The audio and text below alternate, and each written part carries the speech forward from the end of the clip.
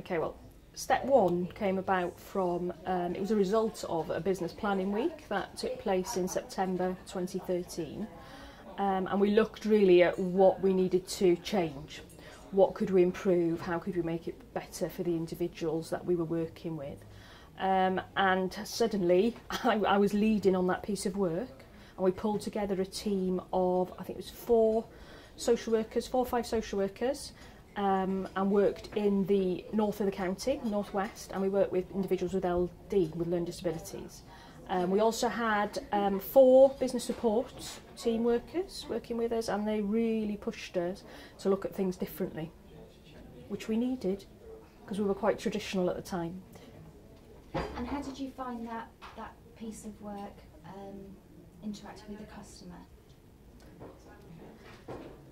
It was perfect for the customer. It was a bit of a shock for them, I think, because it was a different way of working. It was a different way of supporting them. You know, we didn't.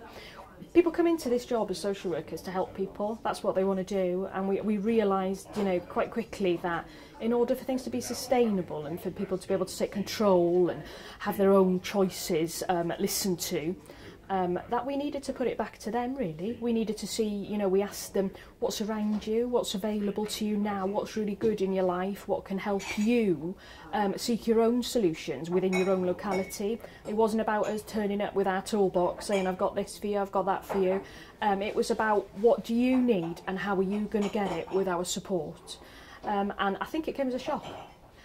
But very quickly they realised that this was a much better way of working with us. And what was the outcomes of that? They were very positive. What we agreed was, you know, we'd thrown the rule book out the window. We'd had permission just to stay legal, but throw everything else out the window, which was so liberating for the staff. And I took the decision that when it came to funding, to trust my workers and to be able to say anything that you decide to put in place has to be, firstly, it's got to be the best thing for that person. It's also got to be sustainable.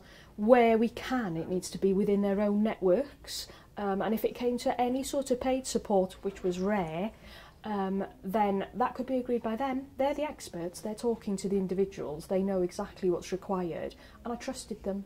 So they were empowered really to go in, really get to know that person, look at everything around them and support them to find their own solution.